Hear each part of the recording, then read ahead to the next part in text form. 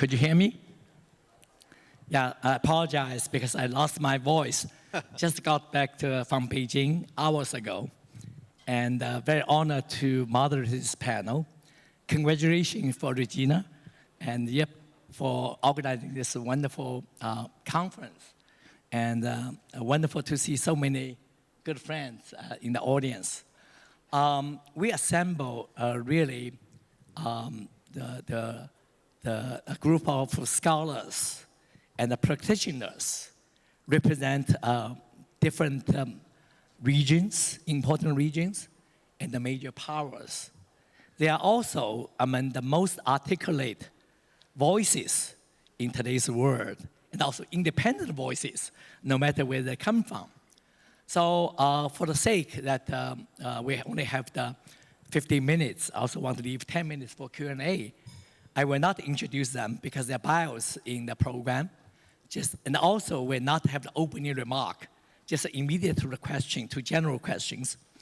The first question, we talk about the major power competition or even confrontation. In your view, what are the causes or this competition is driven by geopolitical economic interest or by different or diverging ideologies? So start with my Indonesia friend. Thank you, Professor Lee. I think from the Indonesian perspective, we see the great power competition, and I think let's cut to the chase. We're talking about, in this case, the rivalry between China, the People's Republic of China, and the USA. They're different. There are other rivalries around the world, but I think in the context of today's discussion, China and the US. And I think it's a combination of both. There is an ideological dimension, in my opinion. Communism, the communist state, communist ideology, and the so-called free market, democratic, US exceptionalism, if I may say so. And then, of course, with the rise of China, Professor, and we see this is the last 40 years. Before that was in the context of the Soviet Union, the former Soviet Union. But now, with the rise of China, and if I may say so, the rise of Greater China, then of course there is the economic dimension. So I think these two are perhaps ingredients for a possible volatile situation, if I may say so. And then, of course, the geopolitical aspect of Taiwan.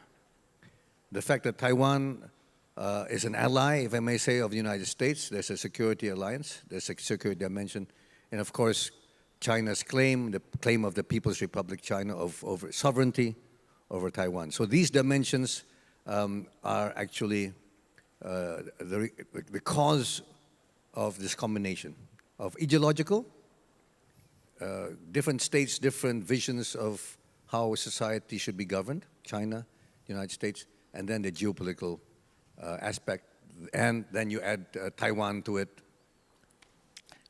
Well said. But could you give the percentage, or just equally powerful, equally important, 50-50, or different percentage? I would say probably the geopolitical aspect, because of Taiwan, I would say 70-30. 70-30. I would say 70-30. It's basically this geopolitical dimension. Taiwan, China regards Taiwan as part of the People's Republic. The United States has security interests. And then, of course, there's the economic interest. We haven't talked about that yet. I mean, the fact that Taiwan is the home of TSMC, is one of the major providers of chips, semiconductors, very important for the era of AI. Okay. So we'll hold on that. We'll come to that point later on. Susan Thornton, wonderful to see you. Thank you for doing this. And your view, ideology versus interest. Oh, we cannot hear from you. Okay. Okay.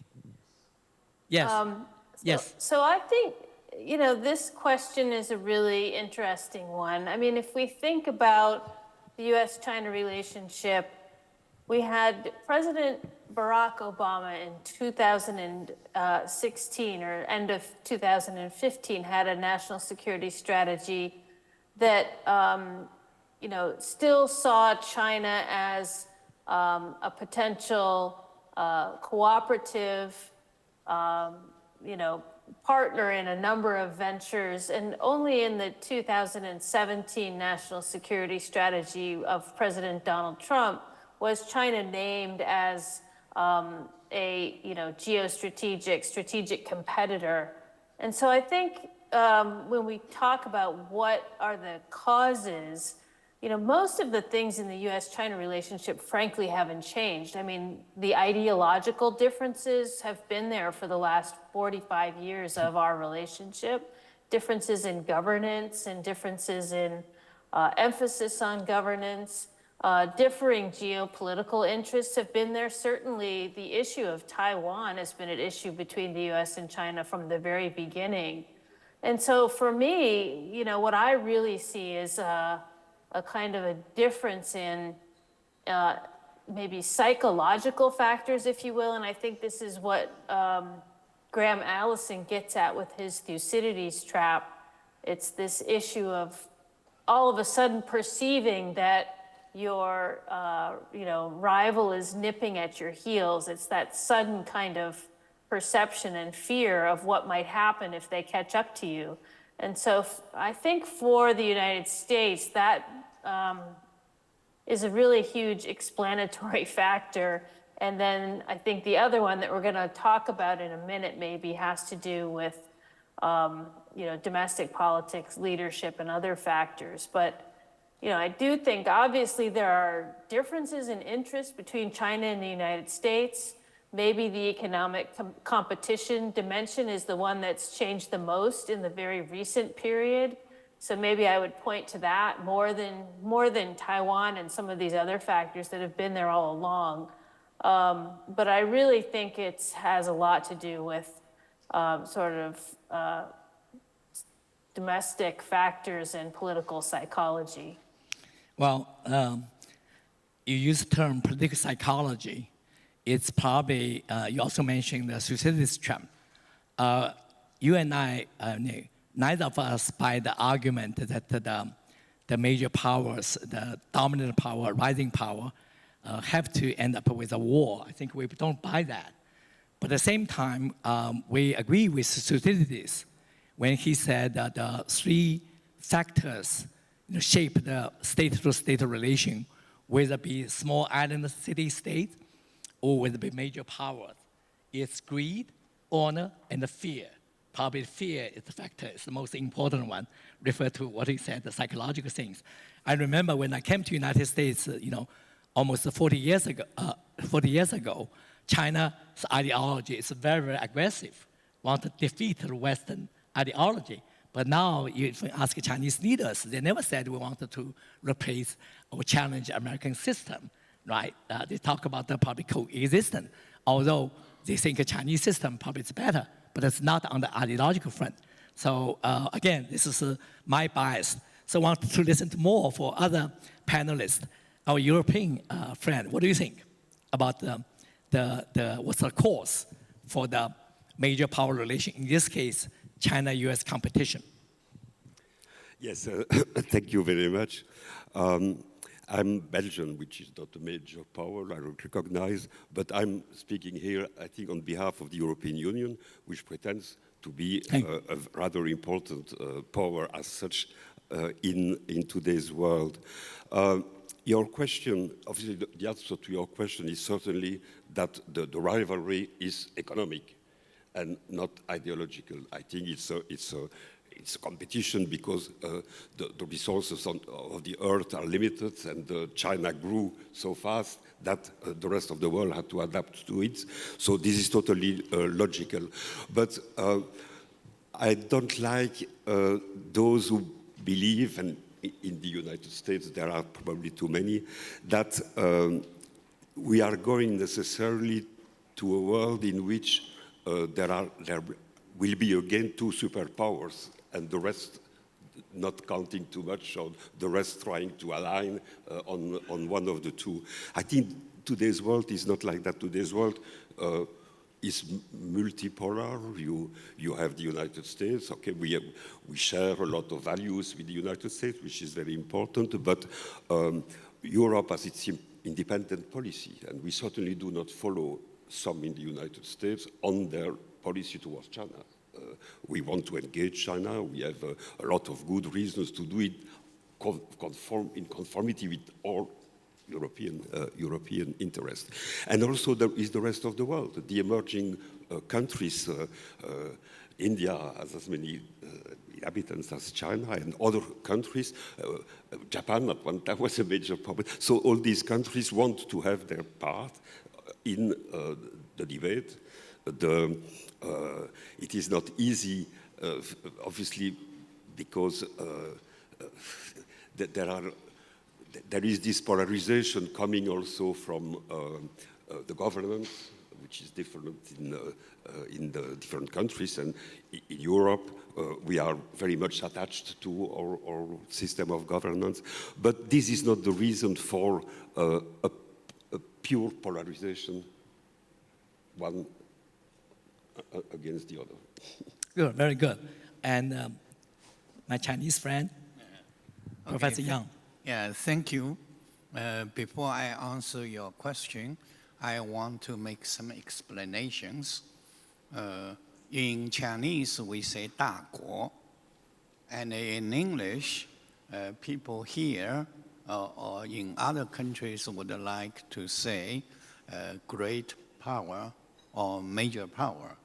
But the Chinese government's official translation is a major country, because we think that power usually gives us some link towards the Western powers in the older days.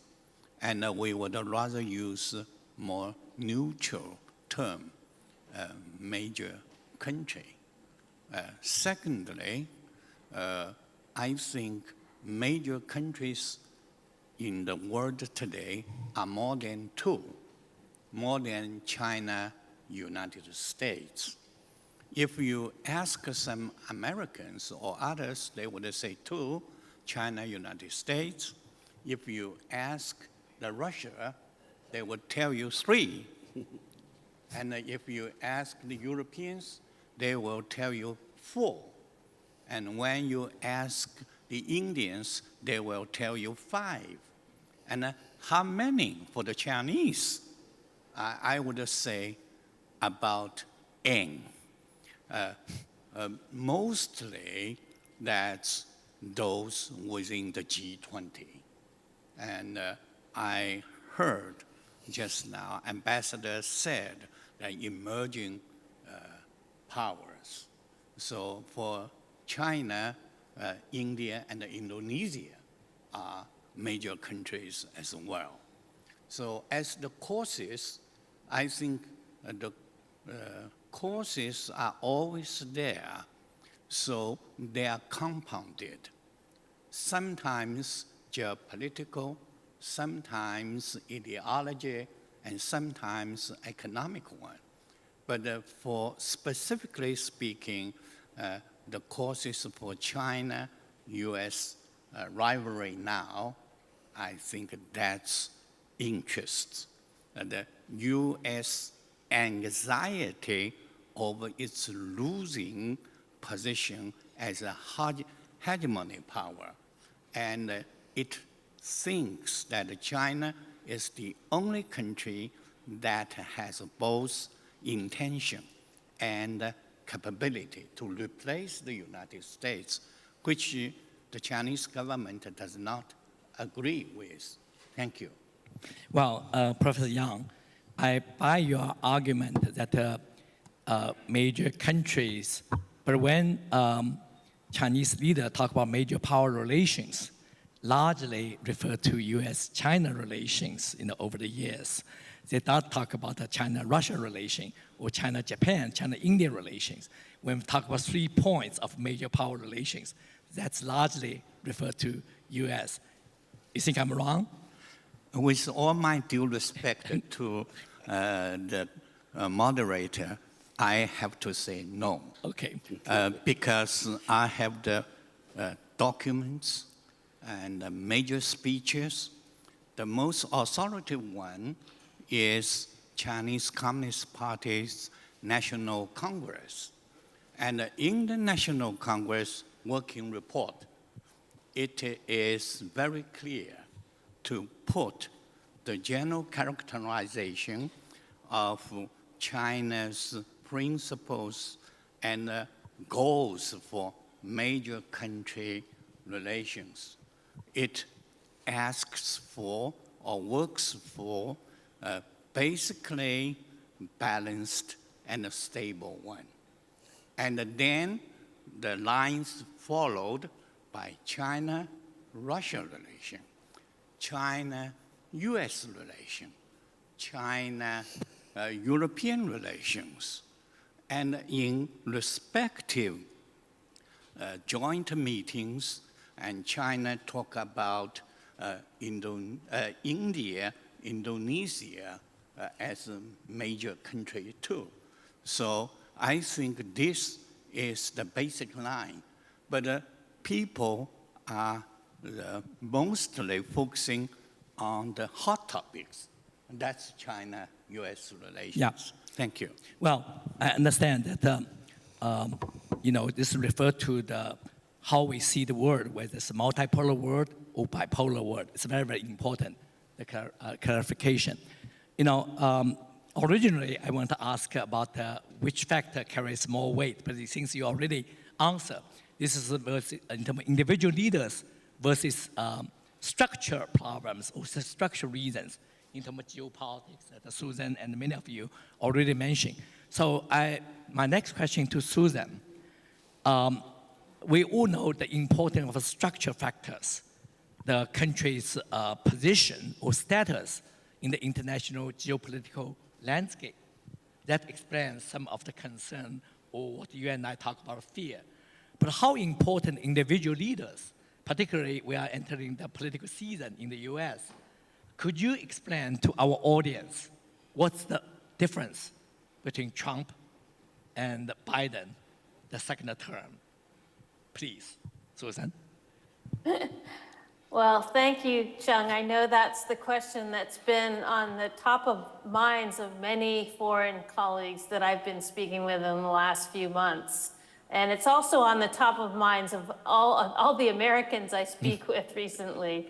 I think that the foreign policies of Joe Biden and Donald Trump are quite different. Their domestic programs will be quite different. But the one area where the programs and policy approaches may not be too different is with respect to relations with China. And I think that's because mainly the Biden administration has largely continued the Trump administration's approach in broad strokes to China.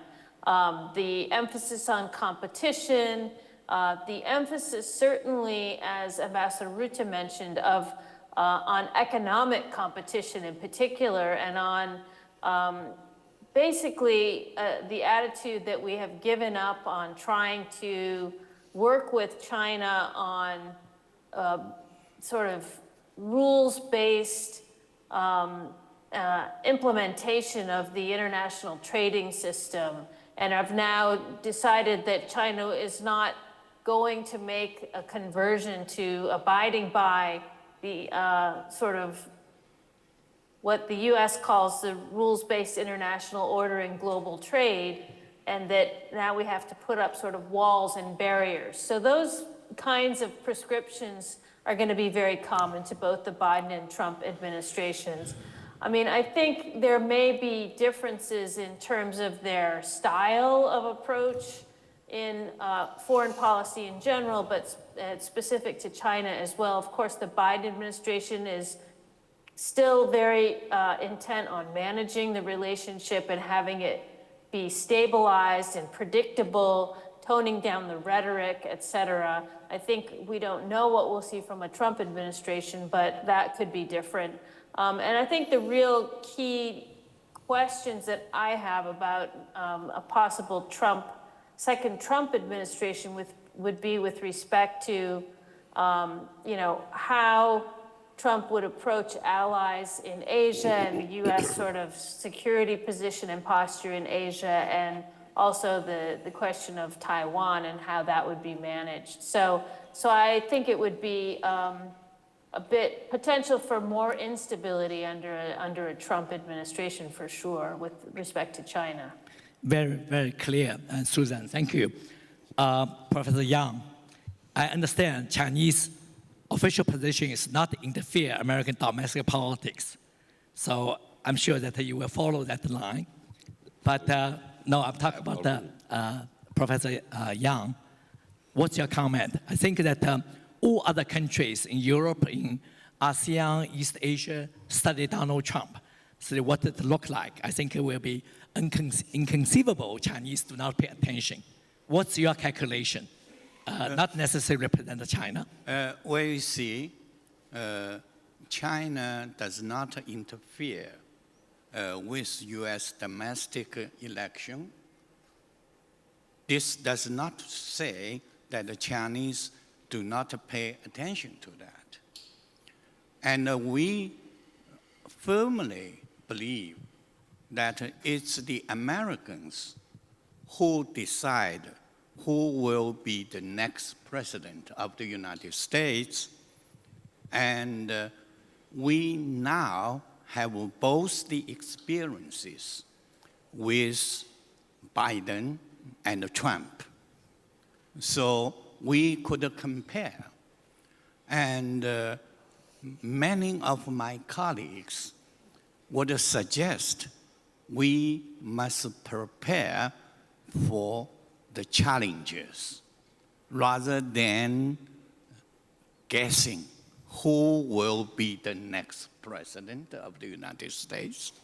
That is to say, we must calculate, factor in all possible the challenges, difficulties, and then if we have well prepared for that, we can deal with them when they really come.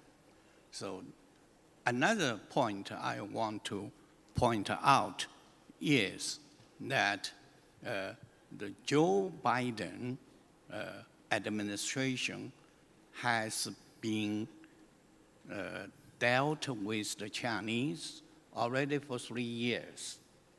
And we knew what on the list. And we had the San Francisco vision. And we can push to translate San Francisco vision into reality. Well, as towards Donald Trump, we must calculate and prepare for anything that he would do differently from his first term. But anyway, the Chinese saying is always prepare for the rainy days. Thank you. Thank you. It's a very, very thoughtful, though also diplomatic answer, but it's well done. Ambassador. Yes, yes, thank you. I liked very much the answer by my sure. I have a specific question for you. Because we discussed about economic interests, discussed about the security interests from European perspective, particularly you early on emphasized multilateralism rather than, bipolar system or block thinking. It's really profoundly important. Now, talk about economic interests. Europe has more interest or more economic incentive in terms of, cooperate with China. I just read the data that British and Hong Kong trade volume actually today is more than British and Japan trade volume. Think about that. In that regard, talk about how important China is for Europe. economically. But security, I think, equally important. Is particularly how you look at today's world. I attended the Munich Security Conference 2 or 3 months ago. I think the Munich Security Conference under the shadow of the darkness, not only the war going on there, not only the Russian opposition leader, die mysteriously, but I think more important is Donald Trump phenomenon. Highly likely, he will be the next president. So that's really caught European countries in trouble because isolationism or confusion, so etc. This reminds me what Dr. Kissinger once said, at least that people attribute to what he said. He said, to be an enemy of the United States can be dangerous, but to be a friend of the United States is fatal. Now, that's expressed some concern on the Europe. What's your take? How would you look at the presidential election? Possible isolationism, and also the other way, Biden, of course, the coalition building is good, but it's also dangerous in a way if we enter an endless war, even extended to East Asia or Asia Pacific. This is, I think, the thoughtful scholars, international relations, or diplomats need to also think hard. So in terms of, this is Professor Yang said that the challenges in both presidents, the scenario did not look good. Your view, Ambassador? Well, in Europe, we see the world, in fact, as we had established it after World War II, with the multilateralism dominating the international relations, with no confrontation from power to power. Okay, we were first confronted with the Cold War. And then when the Cold War finished, we really hoped that we could re-establish a world in which multilateralism would work and not and common rules be respected by everyone. Obviously, the world is not like this today. In Europe, we suddenly are confronted since a few years by a war on the European territory, which is something we did not expect. And this puts a lot of questions for our classical approach to the world. So what in the situation in which we are now, we need allies because we feel threatened in Europe by Russia. That's why we look at the rest of the world. We look at China. So we understand that China is, as you said very, very well, not a participant in a war, that you want to have your autonomy. But we are very careful in observing what the world is doing in relationship with that. It is not that we are organizing a war against the rest of the world, but we are the victim of a war. So the situation, we were absolutely not prepared for that. We have to, for the first time since the creation of the European Union, we have to develop a defense policy. We thought that defense was no longer necessary.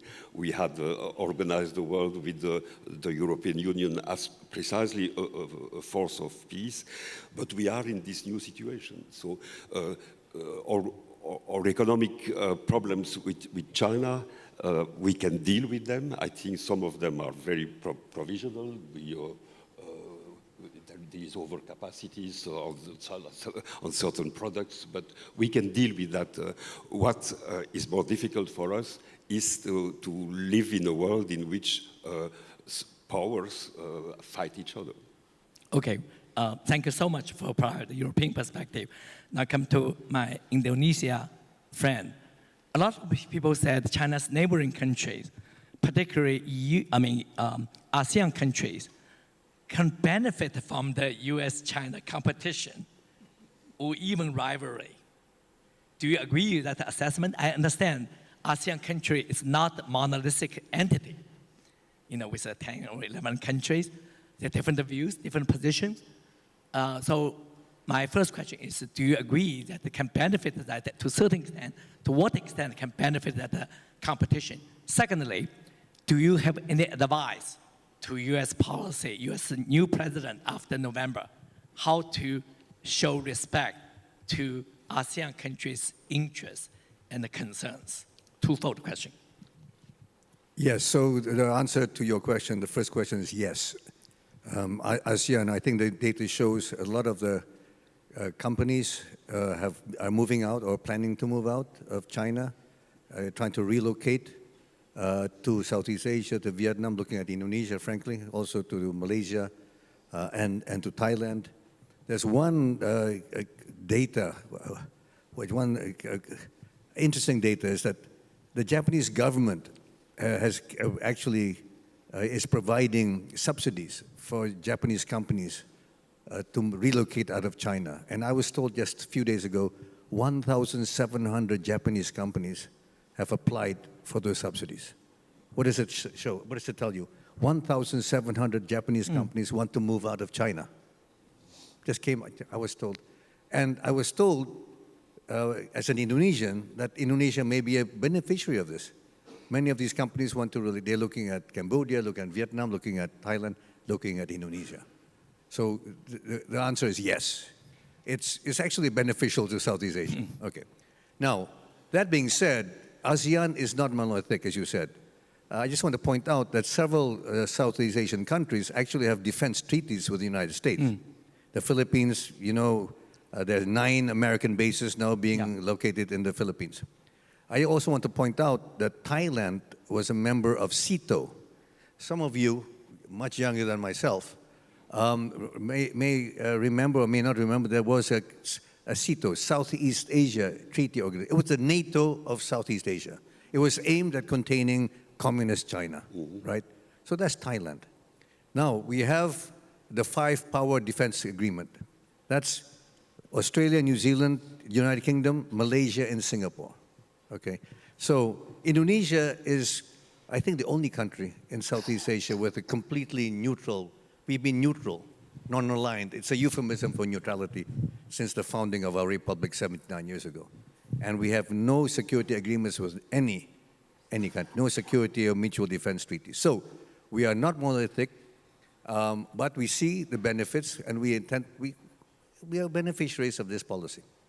The second question about what's my advice, I mean, I'm just a plain businessman, a little bit of a politician too. US. But my advice would be to not to try to be too forceful. I'm quite close to the Indonesian administration and rather close and very close to the new president, as you know. Yeah. And I do understand and I do feel there's a feeling that the United States is being too aggressive. And the fear that we have in Indonesia is that the new administration or whatever may want to take and make and give us a message, you're with us or you're against us. That's what we are afraid of. Indonesia is neutral. We want to be neutral. We want to be neutral forever. And we don't want to have to take sides. So that's my message. Please don't be too aggressive and be respectful of the interests of different countries. And in this case, my country. We want to remain neutral, non-aligned. We are, as you know, we were a founding member of the non-aligned movement, 1955, the Bandung Conference. Prema Cheng Li attended. Pandit Nehru attended. And we want to stick to that line. So that would be my message and the message of the Indonesian government. Very good. I'm glad you talk about Bandung Conference. We'll go back to that point. And I also ask Suzanne, your advice to Chinese leaders under the current situation, you know, because you're really independent thinker. Now, before that, let me give a comment. This is related with Robert Ong, one of the sponsors for this conference. He told me that the trade between ASEAN country and China in the past 20 years increased by 20 times from 5 billion to 1 trillion. There's enormous economic activities going on despite the differences in the countries. I think that economic relation will probably increase.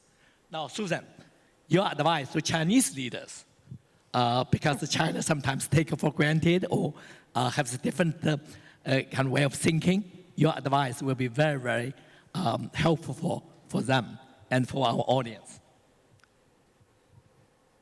Okay, well, I will take a chance here because I have Professor Yang on the stage, who I greatly esteem, and hope he will take my message back. I mean, I think the biggest problem we have is this question that several of the panelists have already mentioned, this transition to a kind of multipolar world and the erosion, really, of the US position in the world. And of course, it makes the US insecure by whatever way we discovered it.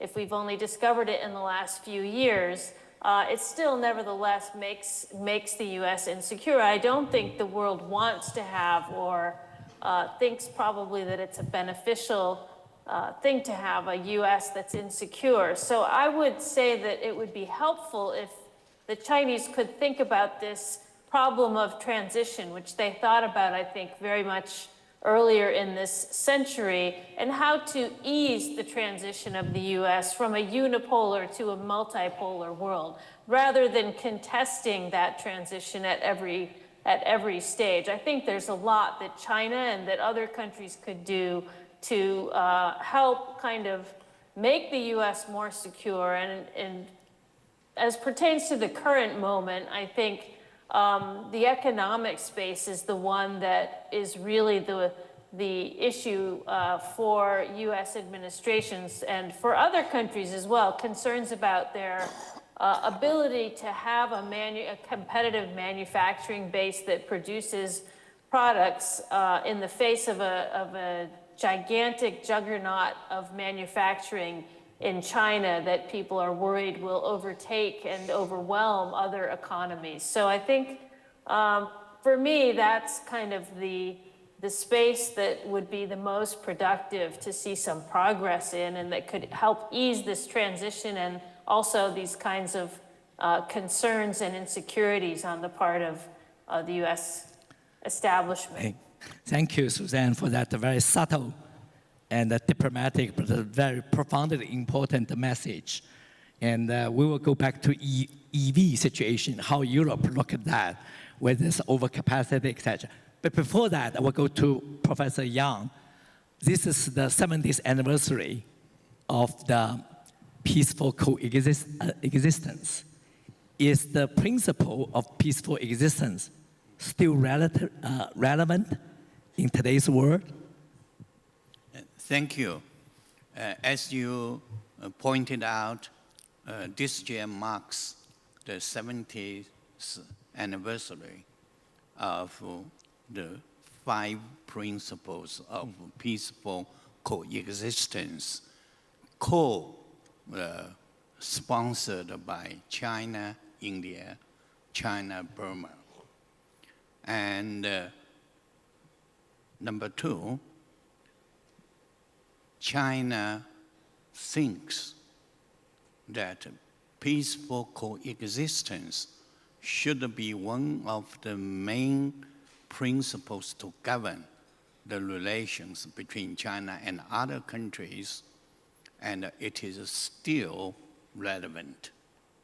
Number 3, but 70 years have passed. So these principles should go along with the times.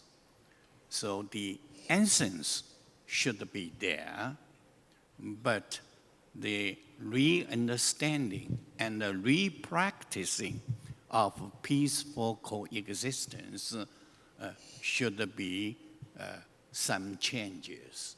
For instance, in both Shanghai communique and the news release between President Xi Jinping and Joe Biden, all agree peaceful coexistence should be one of the pillars.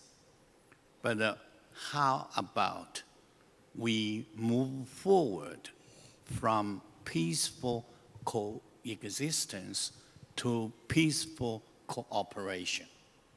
And 70 years ago, people did not talk about climate change, green economy, and digital transition. And now they are there, and we need to apply these principles into the realities. And to my best of knowledge, the Chinese government and the Chinese academic circle will hold a series of seminars, conferences to commemorate this important date. And I think we will contribute to all these changes. Thank you. Well, thank you. You particularly added environment challenges. It's a new area. To a certain extent, China is ahead of many other countries. Maybe it's a real leader in terms of alternative energy. And but at the same time, also causes some concerns about the so-called what's it called, the 产能过剩, oversupply, whatever. And Susan mentioned about the importance of empathy. But actually, the EVs occupy the market in the US is still limited, very, very limited. But for Europe, could be huge. What do you think? Do you think many countries really in Europe under tremendous pressure with China's EV and China's leadership in the alternative energy, whether this is opportunity or represents the future or immediate challenge in near term, even in long term? So, and I wanted to leave some 5 minutes, for a Q&A from the audience. Please, short answer. Yes, very quickly. We live in a world now where there are threats which are universal, and the threats of coming from climate change is something we all have to address in the same way. That's why for us in Europe, it is very important that our partners, and China among the others, agree and participate actively, cooperate, as you said, cooperate in world efforts which have to be made in order to face these challenges. It has to do with an energy policy, it has to do with a lot of sensitive issues for citizens. We have citizens in Europe who will probably vote for extreme parties just because they do not accept that we have these challenges, that we have to make these sacrifices. But these are sacrifices that we have to make all together. Thank you. It's a very thoughtful answer. Now the floor is open for questions. Brian Wang? Microphone. Also, please identify yourself first. Hi, good afternoon, everyone. I'm Brian Wong, and I'm an assistant professor in philosophy at HKU. My question concerns values. America has long made the claim that it defends this value-based international order. And yet, if you look at its actions during the Cold War, it funded and bankrolled dictatorships in Africa and Latin America, Operation Condor, in name of containing the USSR. And these days, it's partnered up with a sizable number of authoritarian and non-democratic regimes as well that claims to be democratic allies and partners of the Americans, so to speak. My question here is, in the eyes of many who are increasingly disillusioned about the American story of values, of democracy and freedom, given what's happened in Iraq, Afghanistan, and beyond, what can America do to rebuild and reinstill the confidence of small and medium states in the American story of democracy? Or is it high time that America moved on from this value-based diplomatic frame and really reoriented itself and said it as it is, that it is really pursuing an interest-based foreign policy that's bent on preserving American power in the world? That's my question. Thank you very much. Well, it's very interesting for that question. At the time, a lot of Americans are very concerned about democracy in the US if next president will be Donald Trump. You know what I mean, that how you define the word. When we Americans face some really authoritarian or even the far worse words referred to, President Donald Trump. So what's your view? Do you think that the value-driven, also called democracy versus authoritarianism, this kind of block thinking, should be prevailing kind of divide, or we go beyond to look at the common challenges with the environment, terrorism, economic, financial stability? Your views, very quickly. Well, from Indonesia, most Indonesians view that question very, very clearly. They compare the treatment of the attitude of the United States towards Ukraine and the attitude of the United States towards Gaza. And I think it's very clear. I mean, how can you try to provide, to be very sympathetic towards Ukrainian civilians, whereas then there's a lack of empathy and sympathy for Gazan civilians? And so that's from the Indonesian perspective, that's a very, very stark reminder of the double standards of the United States. Certainly, that view is not only just Indonesia, but also including some people in the United States.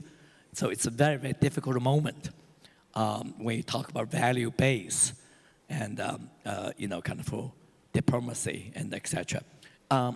Please. As you know, the European Union has been established on the basis of common values. Any country wants to adhere to the European Union has to share the values which are the rule of law, democracy. So for us, it is very important. These values are very important, and we would dream to have the whole world share them. This said, this is not a reason to divide the world and renounce dialogue with those who do not share these values or those who are not in a state of sharing them. So it is, the world of today is very complicated. We have common challenges, as I said before. We in Europe consider that if everyone in the world shared our values, these challenges would be more easy to confront. But this does not mean that we want to isolate ourselves on the world scene, because we are the challenges do not allow it. Well, thank you. Please. Yeah, I think when we are thinking about foreign policies, and we should be first of all interest-based. That's the well-being of the people and the world. However, we should also be value-oriented. So we should have some value to pursue for, although these values are not yet a reality, but that's our goals. And 5 years ago, China proposed for common value for the whole world. This is one of the actual efforts that China has pursued to. Thirdly, when we are discussing about the value-based or interest-based foreign policies, I think the person to answer it should be Susan Thornton. Yes, come to you, naturally. Susan? Well, thanks for the question, and I think this is a very active discussion right now in the United States itself. But what I would say is, I think there's a consensus that the autocracy versus democracy framing for foreign policy was not very popular or useful. And that's because in foreign policy, you want to be able to have the room to pursue your country's interests, not, and of course, within the frame of values, but it's really an interest-based kind of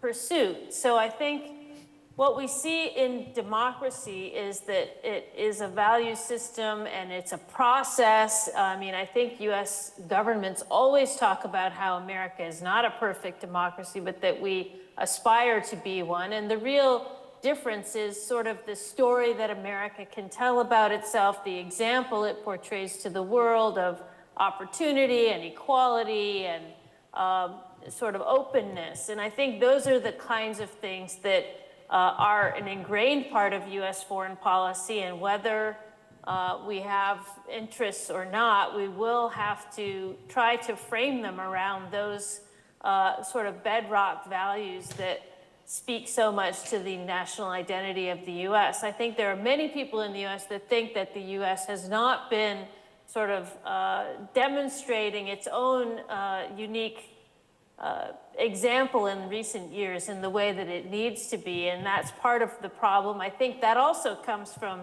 some of the insecurity that I talked about earlier, but I think we're working on it. Certainly, I think the American democratic system has a lot to work through, and it may take us some time, but I think a lot of people have said, and I would subscribe to this, that you shouldn't count America out on being able to get through these challenges, renew itself, and come to some better future, better purpose that we can hopefully demonstrate both for our own future and for the future of the rest of the world. As so many have mentioned, we have so many global challenges that are threats to actually all of humanity that we need to be able to cooperate on. So I very much like the spirit of Professor Yang's comments about coming up with some kind of common purpose that we can all work toward together.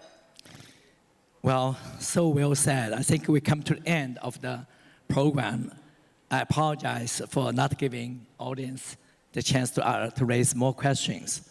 I'm certainly inspired by the discussion. On the other hand, I think it's a little bit so real. You know, if the world, like the regions or country, like these representatives, you know, I think we will be much better, much more peaceful coexistence. But the reality is, I think they are probably the exception at the moment rather than the norm. You know, people like Susan, like Professor Yang, I think there's different views in United States, different views in China, different views in Europe, different views in ASEAN countries. So keep that in mind.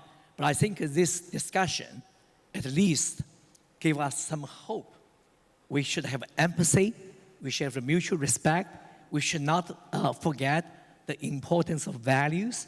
We respect each other's interests. So with that spirit, I want the audience to thank the panelists, especially Susan, that you know, in this very late in your place, and you are always well represented in Hong Kong. You participate in events in Hong Kong often. You will come to Hong Kong, I believe, in July. So look forward to events. Look forward in Asia Society Hong Kong Youth event. And also, by the way, that I just joined Brookings. You're part of that to China. We are well received in China. We met the Chinese senior leaders, Liu Jiancao, and Ma Caoshi, and Liu Jieyi, and many others. So I think that the spirit, despite all the challenges, we keep the dialogue open. And if that's open, I think it's more hopeful. And thank you so much. Please let's have a round of applause. Thank you for our panel.